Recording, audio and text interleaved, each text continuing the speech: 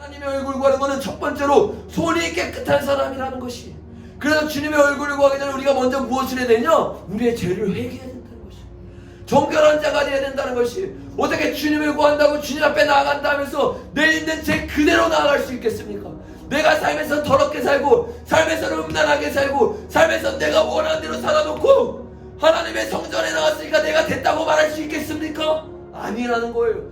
주님 우리에게 명령하십니다. 먼저 너희의 손을 깨끗이 하라. 왜 그렇습니까? 이사야 59장 2절에 보면 이렇게 말씀하고 있기 때문이에요. 오직 너희 죄악이 너희와 너희 하나님 사이를 갈라놓았고 너희 죄가 그의 얼굴을 가려서 너희에게서 듣지 아니하시게 함이니라. 왜 우리가 하나님의 얼굴을 구해도 못 얻느냐? 하나님의 얼굴을 왜 볼 수 없느냐? 그 죄가 하나님의 얼굴을 가리고 있기 때문에, 그 죄가 나와 하나님의 사이를 막고 있기 때문이라는 거예요. 그래서 우리가 아무리 몇 시간 뜨겁게 한 기도 제목만 갖고 기도해도 하나님 만날 수 없습니다. 여러분, 하나님 얼굴 구하기 전에 여러분의 삶을 철저하게 회개하십시오. 여러분의 죄를 철저하게 주님 앞에 깨뜨려야 되는 거예요. 그거 없이 주님 앞에 나오면, 그거 없이 주님 찾으면 주님 만날 수 없어요. 그런데 안타까운 것은 무엇입니까? 오늘날의 성도들이 그냥 예배만 나오면 주님 만날 수 있다 착각하는 거예요. 그냥 예배만 나오면 주님의 얼굴 만나고 내가 회복될 수 있다 착각하는 거예요. 내 죄에 대한 통회함도 없이, 내 죄에 대한 애통함도 없이, 주님 앞에 나의 삶을 처절히 깨트림도 없이 주님이 날 만나줄 수 있다고 생각합니다. 나는 이 성전에 나왔으니까 예배 드렸다고 생각합니다.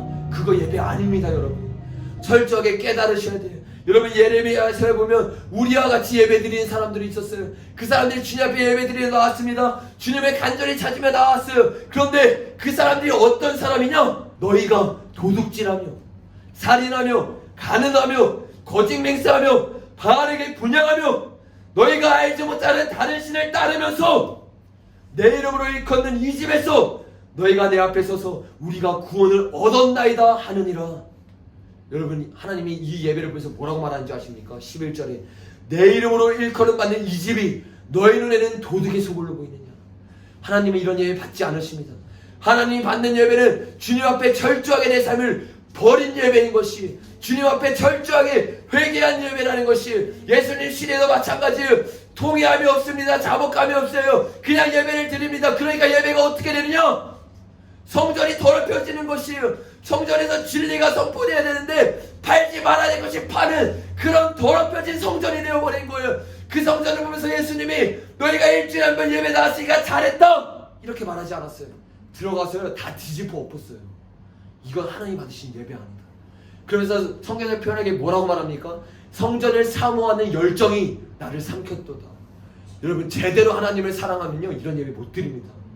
제대로 하나님 앞에 나아가고 싶으면요 먼저 내 죄를 회개해야 되는 것이. 여러분, 여러분의 삶에 도덕질하고 있지 않습니까? 여러분의 삶 가운데 여전히 살인이 있지 않습니까? 이 살인은 무엇을 말하는 겁니까? 마태복음 5장에서 예수님이 말씀하시기는 살인은 무엇이냐? 내 형제를 미워하는 것이라고 말했어요. 내 형제를 사랑하지 못하는 자, 그는 곧 영적으로 살인한 자라고 주님은 말씀하고 있어요. 여러분, 영적으로 살인하고 있으면서 어찌 교회에 와서 주님을 예배한다 말할 수 있겠습니까? 주님이 뭐라고 말했습니까? 너희가 제단에서 예배를 드리기 전에 먼저 형제와 화목해지고 예배를 드리라고 말하고 있는 거예요. 이 말은 무엇이냐? 주님 앞에 회개하고 예배 드리라는 거예요. 얼굴 구하기 전에, 예배 드리기 전에 내 삶에서 먼저 깨끗해지라는 겁니다. 여러분, 영적인 살인하고 있다면 회개하십시오. 영적으로 누군가를 미워하고 있다면, 누군가를 원망하고 있다면 주님 앞에서 오늘 간절히 회개하십시오. 그리고 여러분, 간음하고 있습니까? 영적인 간음은 무엇입니까? 여자를 품고 음욕하는 자마다 주님 앞에 간음한 자라고 말하고 있어요. 여러분, 이런 말이 있어요. 북한은 전국이 요새하고 한국은 전국이 모태화래요. 한국이 얼마나 음란해졌는지를 보여주는 예입니다. 한국의 20대들, 한국의 청년들 뿐만 아닙니다. 지금 이것도 마찬가지예요. 호주도 얼마나 음란 대표해졌는지. 지금의 이 시대는 이 스마트폰 하나만 있으면 음란물이 우리의 마음속에 들어갈 수 있는 시대예요. 여러분, 이런 시대를 사는 우리가 어떻게 나아가야 되겠습니까? 이 시대 가운데서 우리가 정결한 마음을 지켜야 된다는 것이, 우리의 죄를 회개해야 된다는 것이. 어떻게 나의 삶 가운데, 나의 마음 가운데서는 음란물을 보면서 하나님을 사랑한다고 고백할 수 있겠냐는 거예요. 어떻게 예배를 드릴 수 있냐 말할 수 있겠냐는 거예요. 어떻게 주님 앞에서 찬양한다고 말할 수 있겠냐는 거예요. 여러분, 이런 상태로 예배를 드리니 예배가 죽어갈 수밖에 없지요. 이런 상태로 주님 앞에 경각심이 없으니까 예배가 어떻게 살아납니까? 누가 이것에 대해 알려줍니까? 이게 너의 죄라고. 너 이대로 살면 지옥 간다고. 아무리 봉사해도, 아무리 찬양해도, 아무리 기도해도, 아무리 말씀 전해도 하나님 놓치면 지옥 간다고. 누가 알려줍니까? 여러분, 깨달으셔야 되는 거예요. 말씀 있는 그대로 신앙생활 하십시오. 속지 마세요. 여러분, 이 예레미야 시대 사람들이 어떻게 선교했는지 아세요? 무익한 거짓말을 의존하여 예배드렸다고 말했어요.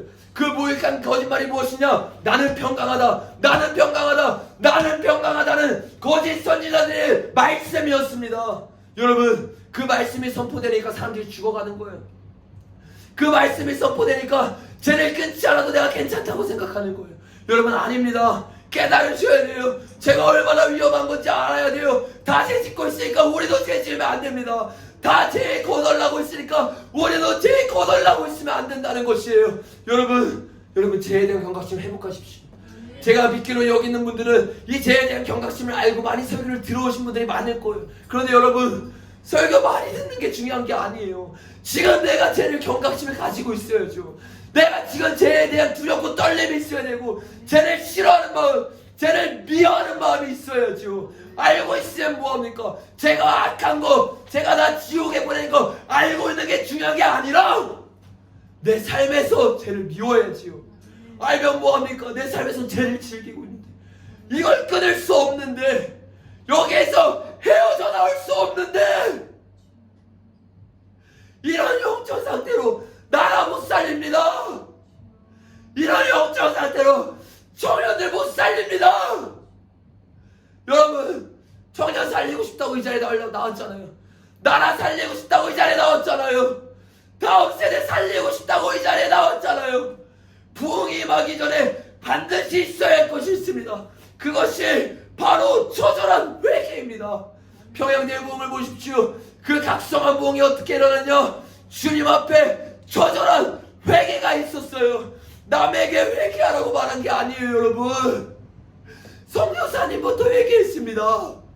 성교사님부터 마음을 찢었습니다. 성교사님부터 내가 지옥 갈 자라고, 내가 조선 사람들 미개하다고 속으로 판단하고 있던 사람이라고 주님 앞에 통회하고 자복했어요. 그들이 자복하니까 그 다음에 장로들이 나오는 거예요. 내가 그런 사람입니다. 내가 인정받는 장로였고 내가 인정받는 권사였는데, 내가 뒤에서 돈 떼어받는 사람이었습니다. 내가 뒤에서는 음란한 행동을 하는 사람이었습니다. 여러분, 오늘 우리 가운데 처절한 회개가 있어야 됩니다. 한국교회의 회개가 필요한 게 아니에요. 제발 남 얘기 듣듯이 듣지 마십시오. 제발 이 말씀이 옆에 있는 가족, 옆에 있는 친구, 옆에 있는 학교 직장 동료에게 하는 말이라고 듣지 마십시오. 주님이 나에게 하는 말씀인 거예요. 주님이 나 들으라고, 나 지옥 가지 말라고. 너 지금 경각심이 사라졌다고, 너 지금 죄 미워하는 마음이 사라졌다고, 너 지금 양다리 걸치고 있다고. 온 마음과 온 뜻과 온 힘을 다해 주님 사랑하고 있지 않다고 주님이 우리에게 말씀하고 있는 거예요. 주님이 나에게 말씀하고 있는 거예요. 여러분, 이 주님의 처절한 음성을 들으십시오. 그리고 오늘 정말로 내 죄를 회개하십시오. 깨어지지 않으세요? 중동에서 나오고 싶지 않으세요? 근데 안 되십니까? 은혜를 구하셔야죠. 처절하게 부르짖으셔야죠. 이대로 살 수 없다고, 이대로 죽을 수 없다고. 예수님이 뭐라고 말했습니까? 너의 오른쪽 눈이 너를 지옥으로 보내면 빼버리라는 거예요. 너의 오른쪽 발이 너를 죄짓게 하면 잘라버리라는 거예요. 왜? 발을 잃고 천국에 가는 게 훨씬 나으니까. 지옥에 떨어지는 게 얼마나 무서운지 예수님은 알고 있었던 것이에요. 여러분, 예수님처럼 지옥에 관한 설교를 많이 하신 분이 없습니다. 예수님처럼 지옥과 천국에 대해서 많이 말하신 분이 없습니다. 왜 그렇습니까? 예수님처럼 지옥에 대해서 잘하는 분이 없는 거예요. 예수님처럼 지옥이 얼마나 끔찍한 곳인지 잘하는 분이 없는 거예요. 왜 우리 설교 가운데, 왜 오늘날의 강단 가운데 지옥의 설교가 사라졌는가? 지옥을 모르기 때문입니다. 지옥을 느끼지 못하기 때문입니다. 아니, 지옥을 믿고 있지 않기 때문입니다. 구세군 천지자 월리엄 무스가 이렇게 말했어요. 나는 사관들은 4년 동안 신학 공부하는 것보다 이 신학생이 10분 동안 지옥에 갔다 오는 것을 추천한다. 왜? 10분 동안 지옥에 갔다 오면 구령의 열정이 생기는 거예요. 이 영혼을 그냥 보낼 수 없는 거예요. 내 인생 어비할 수 없는 거예요. 여러분, 오늘 은혜를 구하셔야 되는 거예요. 수많은 지식보다 하나님, 하늘의 것이 실제가 되게 하여 주시옵소서. 아버지, 내가 땅의 것을 바라보는 자였습니다. 아버지, 신앙생활 10년 했다고 말하고 신앙생활 20년 했다고 말했는데 내가 여전히 땅의 것을 바라보는 신앙생활 했습니다. 하늘의 것을 바라보는 눈이 없었습니다. 주님은 위의 것을 찾으라 말했는데 나는 위의 것을 바라보지 않았습니다. 위의 것이 뭔지 관심도 없었습니다. 오직 내 노후, 오직 내 직장, 오직 내 결혼, 오직 내 돈, 오직 내 자녀, 오직 내 학교. 아버지, 내 목적이 바뀌게 하여 주시옵소서. 아버지, 나의 인생의 목적이 히브리서 11장에 나왔던 믿음의 선진들이 동양을 바라보며 나아갔다고 말한 것처럼 그들의 믿음의 조요 온전케 하시는 이 예수님을 바라보며 나아갔다고 말했던 것처럼 하나님, 오늘 이 시간 나의 초점이 완전히 바뀌게 하여 주시옵소서. 네. 여러분, 이렇게 기도하며 나아가는 저와 여러분이 되기를 바랍니다. 그렇게 기도하며 주님 앞에 은혜를 구할 때 성령님이 우리를 도와주실 것이, 여러분, 우리의 힘으로요 이 죄 끊을 수 없습니다. 죄를 끊고 회개하며 나아갈 때 성령님이 우리를 도와주세요. 에스겔 36장 26절에서 27절에 보면 또 새 영을 너희 속에 두고 새 마음을 너희에게 주되 너희 육신에서 굳은 마음을 제거하고 부드러운 마음을 줄 것이니 또 내 영을 너희 속에 두어 너희로 내 율례를 행하게 하리니. 이게 바로 성령의 역할이라는 것입니다. 우리가 통회하고 자복하며 내 심령을 찢을 때 성령의 세례가 부어지는 거예요. 성령님이 임하는 거예요. 그 성령님이 우리에게 어떤 일을 하냐? 죄를 이길 수 있는 능력을 가지게 한다는 거예요. 그래서 로마서 1장 16절에 말하기를 복음은 하나님의 능력이라고 말하는 거예요. 내 힘으로 할 수 없지만 복음을 듣고 성령을 받을 때 그 능력이 이긴 힘을 갖게 합니다. 그래서 성경에서 말하기를 패배하는 그리스도인이 아니라 승리하는 그리스도인이라고 말하고 있는 것이, 너희의 이김은 이것이니 곧 너희 안에 있는 예수 그리스도를 믿는 믿음이라고 말하고 있잖아요. 이 믿음을 붙잡을 때 우리 안에 승리할 수 있는 힘이 생깁니다. 그러므로 여러분, 좌절하고 낙심하면서 죄 가운데 허덕이지 말고 오늘 회개하고 성령 받으셔서 죄를 이기는 삶 가운데 나아가기를 예수님의 이름으로 축복합니다.